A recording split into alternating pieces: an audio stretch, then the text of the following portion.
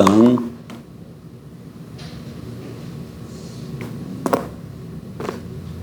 신약 성경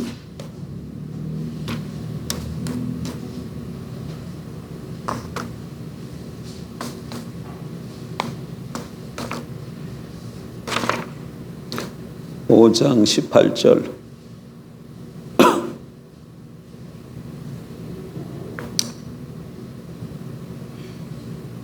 (334쪽) 같이 봅니다. 18절입니다. 범사에 감사하라. 이것이 그리스도 예수 안에서 너희를 향하신 하나님의 뜻이니라. 아멘. 추수감사 주일입니다. 절기를 맞이해서 감사라는 성경의 말씀을 본문으로 삼아 말씀을 오전에 나누었습니다. 잠깐 되돌이켜 보면 육가원칙에 따라서 본문을 좀 우리가 살펴보죠. 육가원칙은 뭡니까? 기자들이 기사 쓸 때 쓰는 방식이잖아요. 언제, 어디서, 누가, 무엇을, 어떻게, 왜. 뭐 이게 다 적용되는 건 아니지만 그 육가원칙을 따라 좀 살펴보면 무엇을 감사해야 됩니까? 본문에 하면 범사에 감사하라. 범사입니다. 범사. 모든 일이죠. 근데 주로 우리는 이제 감사할 때 보면 기쁘고 즐거울 때 감사를 해요. 근데 범사는 기쁘고 즐거울 뿐만 아니라 슬프고 괴로울 때도 포함되는 거죠. 한번 손 한번 들어보십시오. 힘들고 어려울 때 감사해 본 적 있는 사람. 감사해. 네, 대단하십니다. 그게 참 믿음이죠. 참 믿음이죠. 근데 많은 경우 보면 힘들고 어려울 때는 감사하기보다는 자칫 잘못하면 원망과 불평이 나올 경우가 많아요. 원망과 불평.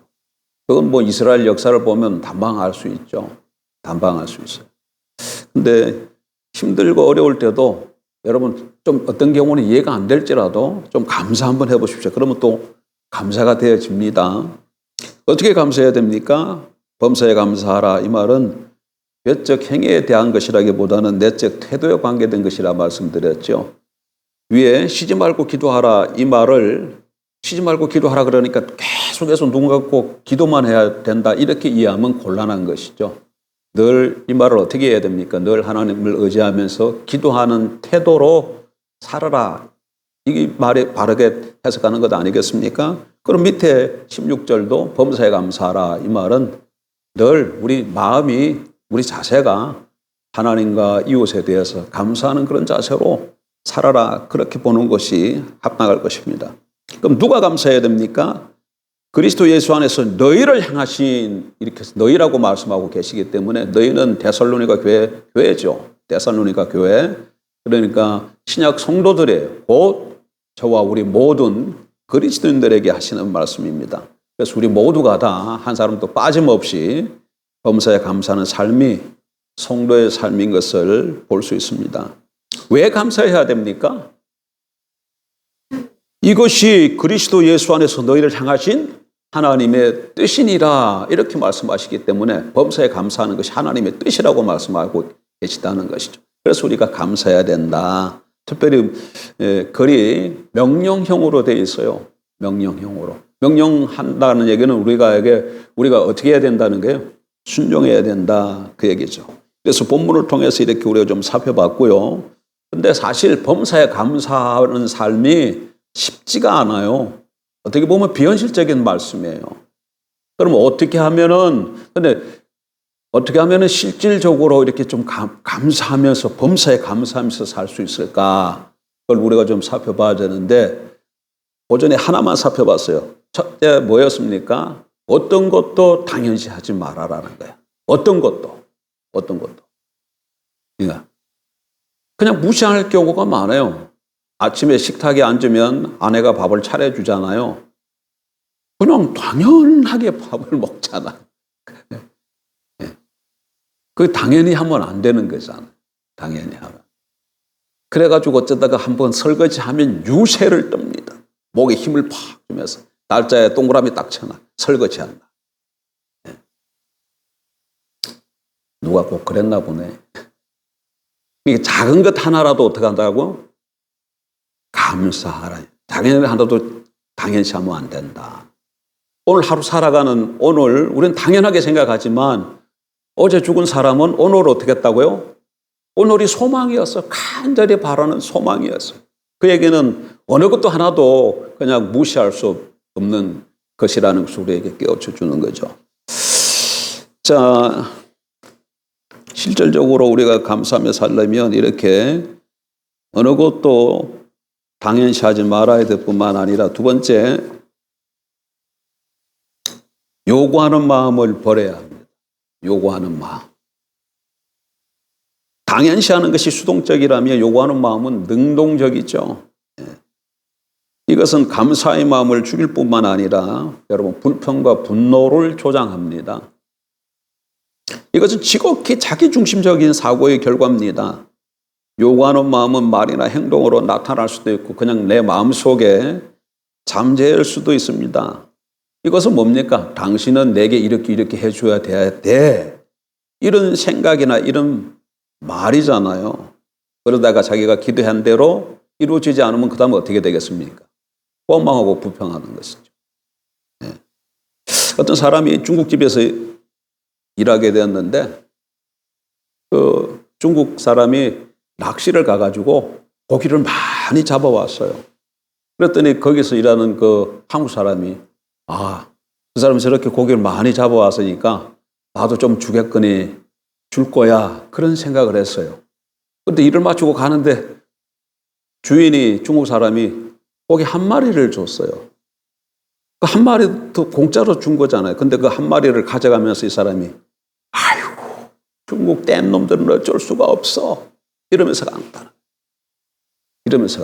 그 속에 뭐가 있었다는 거예요? 요구하는 마음이 있었던 것이죠. 요구하는 마음. 주인이 그 중국집 주인이 고기를 얼마든지 많이 잡았든지 간에 거기에 대해서 자기가 요구할 권리가 있나요? 없죠. 한 마리 줘서도 감사한 일이죠. 한 마리 줘서도. 안 줄 수도 있는데 한 마리 줬으니까 감사해야 되는데 요구하는 마음이 있었기 때문에 오히려 좀 떼놈이라고 그렇게 욕하는 마음을 갖게 된 것입니다. 이렇게 욕하는 마음을 가진 사람에게는 응연회가 경험되지 않습니다.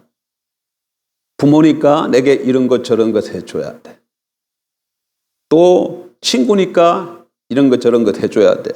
목회자니까 이런 것 저런 것 해줘야 돼. 여러분 그렇게 되면 당연한 것이 되어지고 안 되지면 어떻게 되어져요? 그런 것이 안 되어지면 그거 화납니다. 당연한 것으로 생각했는데 안 되지면 화나게 되어지는 것이죠. 그런데 이런 태도는 사람에게뿐만 아니라 여러분 하나님을 향해서도 표출될 수 있습니다. 나는 하나님의 자녀이기 때문에 하나님께서 내게 당연히 이런 걸 해줘야 돼. 물론 우리가 하나님 앞에 설 때에 그렇게 말하는 사람은 없을 거예요. 그런데 내가 마음속에 그런 어떤 자세를 가지고 하나님 앞에 나아가서 기도할 수 있죠. 그래서 하나님은 내가 시험 수능이 끝났다 그러네요. 하나님은 내게 시험을 잘 볼 수 있도록 해줘야 돼. 하나님은 내 사업을 성공시켜 주셔야 해. 하나님은 내게 결혼 정년기에 있는 사람은 최고의 좋은 결혼 상대자를 보내주셔야 해. 이렇게 기도할 수 있는데 그걸 요구하는 자세로 하나님 앞에 서면 그러다가 안 이루어지면 어떻게 됩니까? 실망하게 되고 의심하고 하나님께 대해서 분노하게 되는 것이죠. 그러니까 요구하는 마음을 버려야 됩니다. 요구하는 마음. 하나님 앞에서도 마찬가지고 사람 앞에서도 마찬가지고 하나님 앞에서는 더더욱 그렇죠. 우리가 죄인이었던 우리를 하나님께서 구원하셔서 하나님의 자녀로 삼아 주셨잖아요. 모든 게 은혜입니다, 여러분. 여러분, 하나님께서 우리에게 주시는 것은 무엇이든지 간에 그거는 우리가 요구할 자격이 있는 게 아니에요. 근데 그거 주시는 건 뭐예요? 하나님 그냥 은혜로 주시는 거예요. 그리고 우리는 감사함으로 믿음으로 받는 것이죠. 이 자세 너무 중요합니다. 그럼에도 불구하고 하나님 앞에 내가 무슨 요구할 것이 있다고 생각하면 그건 교만인 겁니다. 교만. 교만은 사람을 어떻게 합니까? 넘어지게 만드는 것이죠. 교만은 패망의 선봉이에요. 앞잡이요. 교만은 패망의 앞잡이요. 잠언에 패망의 선봉이요. 패망의 앞잡이요. 선봉, 앞잡이. 예, 뭐 그렇게 번역되어 있습니다. 자, 세 번째로 실질적으로 우리 좀 범사에 감사하며 살려면 첫 번째 어떻게? 작은 것도 당연시 여기지 말아라. 또 하나는 요구하는 마음을 버려라. 세 번째는 감사하는 훈련을 해야 합니다. 감사를 훈련하라. 감사를 훈련하라. 여러분, 감사 그냥 되지 않습니다. 예. 구원받았다고 과거에 감사하지 않던 우리가 갑자기 감사하게 됩니까? 그렇지 않지요.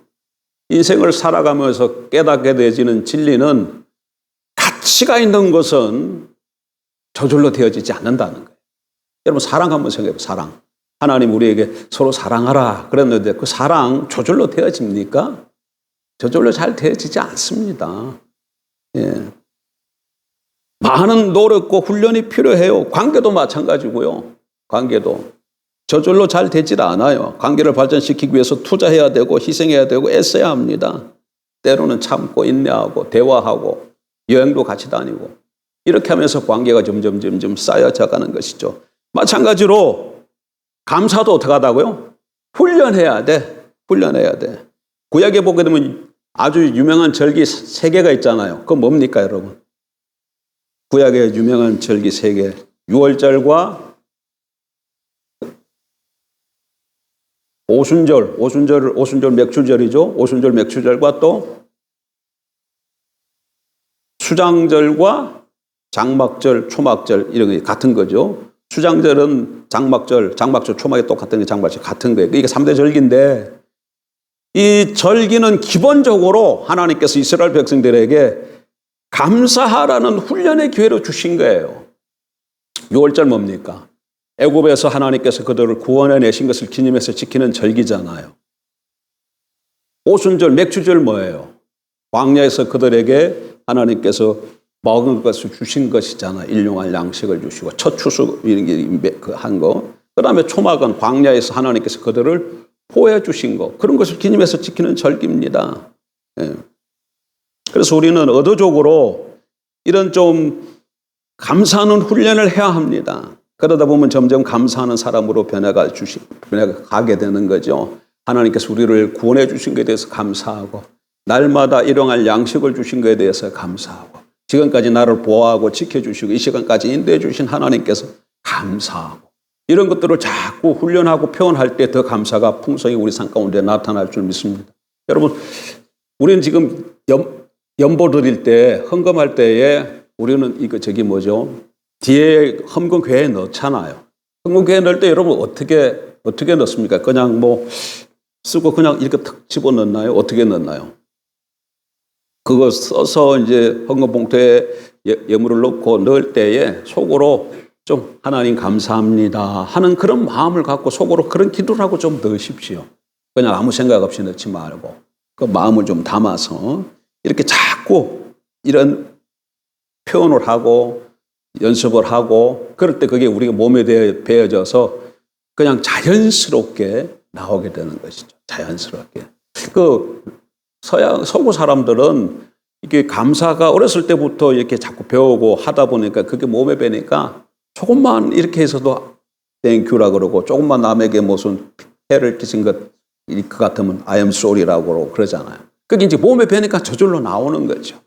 그런데 우리 한국 사람들은 어렸을 때부터 어떤 경향이 있습니까? 이게 유교적 문화가 요즘은 좀 잘 어떤지 모르겠어요. 그러나 저 같은 경우만 해도 그런 가운데서 문화가 있기 때문에 유교 문화는 여러분 체면 문화예요. 어떻게 할 수 있어요? 옛날 같을 때 지금은 밥 못 먹는 사람이 없지만 저 같은 어렸을 때만 해도 굶는 사람이 있어요. 근데 우리 선대들은 더 했겠죠. 근데 아침에 그냥 밥도 제대로 못 먹어서 냉수 한 그릇 데켜서 그렇지만 어른들이 밖에 나갈 때 집 밖으로 나갈 때 어떻게 합니까? 헛기침 하면서 이렇게 하면서 이렇게 쓱 나가잖아요. 이렇게 하면서 이게 안 그런 척 뭐 이렇게 표현하는 거, 이런 것들이 그건 뭐 좋지 않은 것처럼 이렇게 돼서 뭐 조금만 이렇게 은혜를 입었을 때 감사합니다. 이렇게 표현들을 잘 안 하면서 살아왔기 때문에 더 우리에게 많이 필요한 것이 아닌가 그렇게 생각이 되어집니다. 자, 이때까지 한 것 좀 다시 돌아보면 어떻게 해야 된다고요? 어떤 것도 당연히 여기지 말아라. 두 번째는 뭐였습니까? 요구하는 마음을 버려야 한다. 요구하는 마음은 여러분 굉장히 이게 다르게 표현하면 뭐예요? 굉장히 자기중심적인 표현이에요. 자기중심적인 거. 자기로 돌아가는 것은 그건 성경적인 뭡니까? 죄의 본질이 뭐예요? 죄. 자기로 돌아가는 것이 죄의 본질입니다.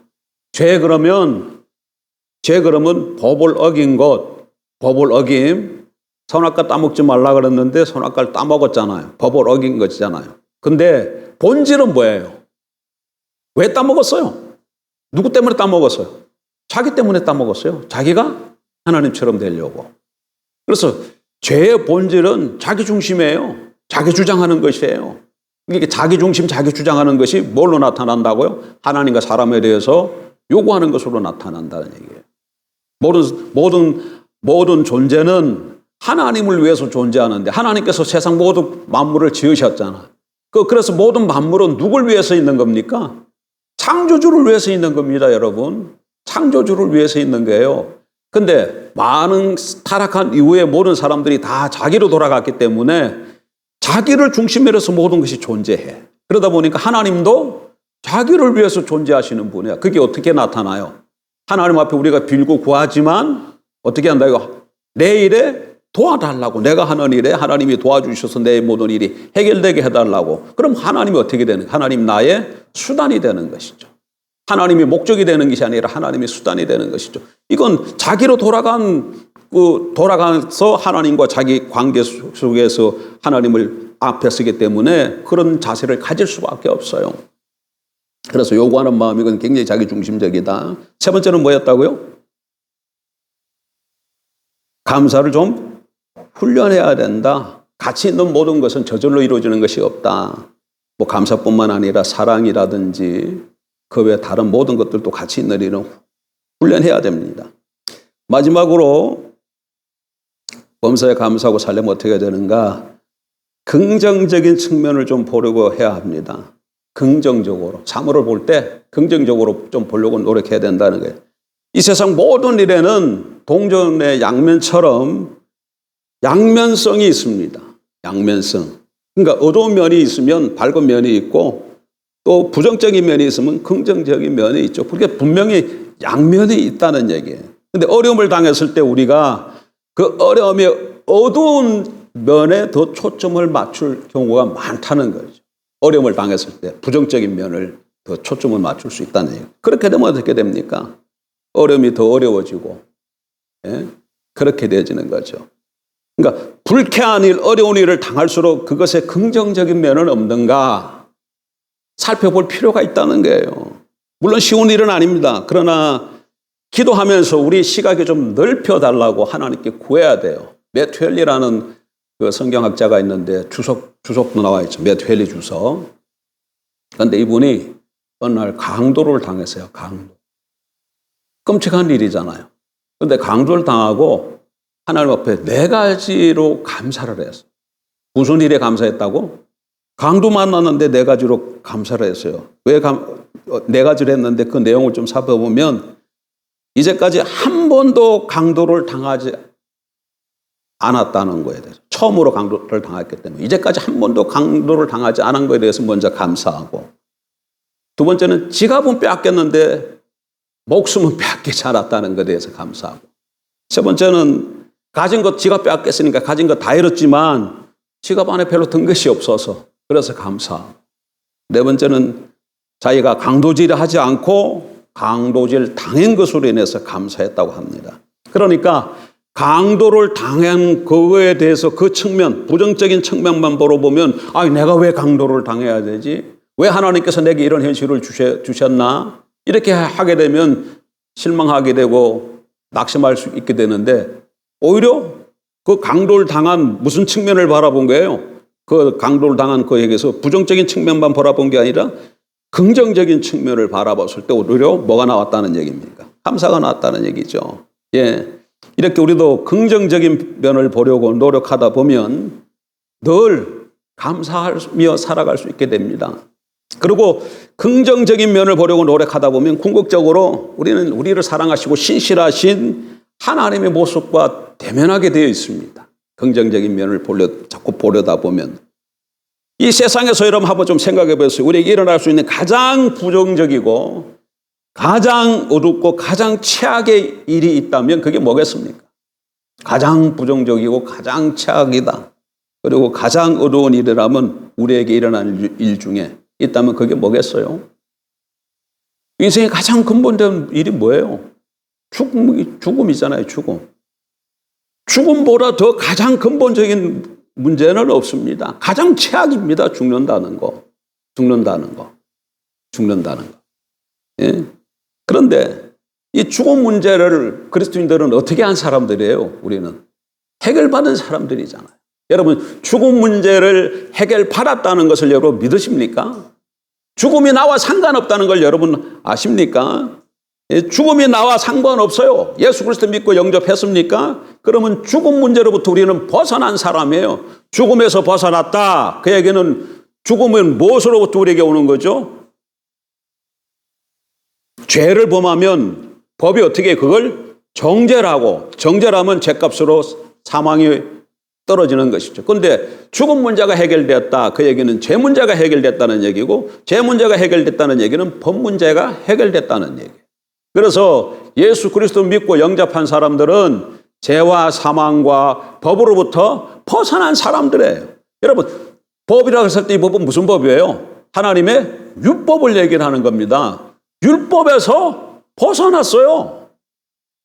율법에서 벗어났습니다. 근데 그리스도인들 중에 율법에서 벗어났다고 성경이 그렇게 많이 얘기하고 강조함이 있어서 하는데도 불구하고 율법에 매여서 살아가는 사람들이 많아. 그리고 율법에 매여서 특심을 가지고 살아가는 사람들이 겉으로 드러나는 모습만 보면 어떻게 보면 그게 또 신앙생활 잘하는 것처럼 보일 수도 있어요. 근데 그 사람은 뭐예요? 법에 매여 있다. 그 얘기는 죄 아래 있다는 얘기고 사망 아래 있다. 그 얘기입니다. 그래서 법에 매여 살아가는 사람 마음속에는 진정한 평강이 없습니다. 그렇다고 그러면 법에서 벗어났기 때문에 우리는 그냥 막 살아도 된다는 얘기예요? 그건 아니죠. 기록된 법에서부터 벗어났지만 우리에게는 뭐가 있어요? 주님이 계시잖아요. 그리고 오늘도 우리에게 말씀하고 계시지 않습니까? 그래서 그 말씀을 따라서 살아가는 것이죠. 그래서 법 없는 사람처럼 살아가면 또 안 되는 겁니다. 어쨌든 이렇게 우리를 사망에서 생명으로 옮겨주신 그 하나님, 이 하나님을 우리가 긍정적인 측면을 세상을 바라보고 살아가다 보면 그분을 만나게 된다 그 얘기예요. 그리고 그분을 바라볼 때 그분의 선하심을 신뢰할 때 여러분 이거 하나 찾아봐요. 로마서 8장.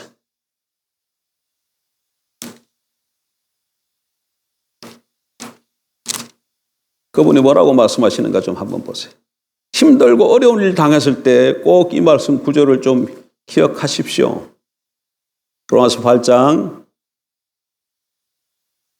28절 같이 봅니다. 250페이지 28절 우리가 알거니와 하나님을 사랑하는 자 곧 그의 뜻대로 부르심을 입은 자들에게는 모든 것이 합력하여 선을 이루느니라.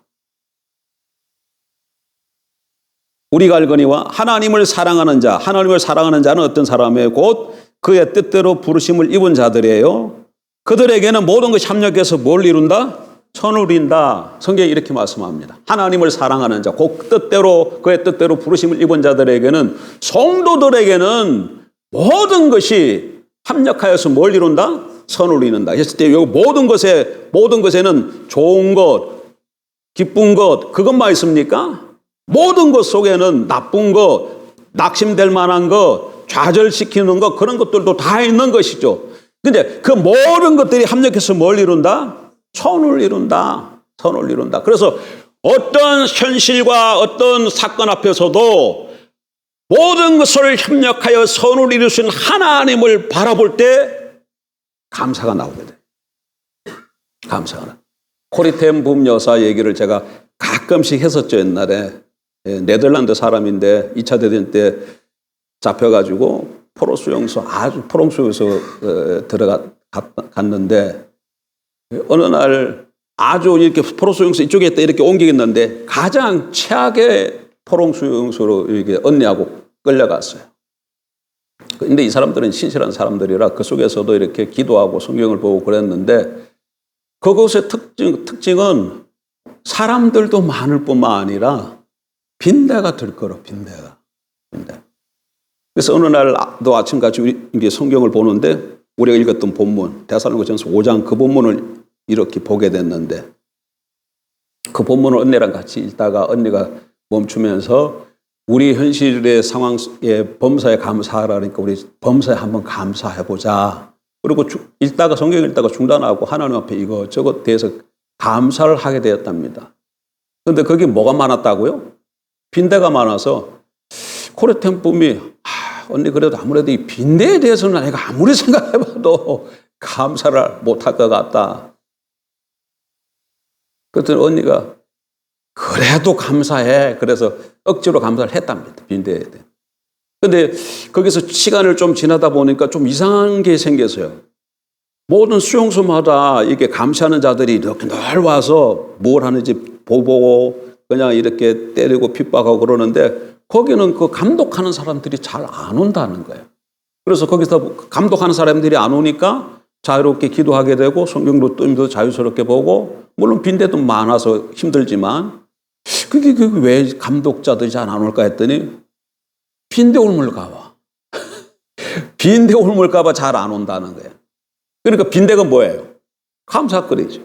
그 당시에는 빈대로 인해서 감사할 수 없었는데 빈대로 인해서 마음껏 기도할 수 있고 성경 볼 수 있고 다른 사람에게 복음 전할 수 있고 그게 또 사람이 어땠다고요? 많았다 그러죠. 사람이 많아져. 그럼 수용소에 사람이 많으니까 얼마나 불편했겠어. 조금 감옥 안에. 그런데 사람 만나기 힘든데 사람이 아예 많아. 그런데 감독하는 사람도 안 와. 그러니까 마음대로 복음 전하고 거기서 기도 모임 같이 가지게 돼. 이렇게 긍정적으로 이렇게 보게 되면 그렇게 다 또 긍정적으로 하나님 앞에 감사할 거리가 생긴다는 것이죠. 그래서 합력하여 선을 이루시는 하나님, 그 하나님이 저와 여러분의 우리의 하나님이십니다.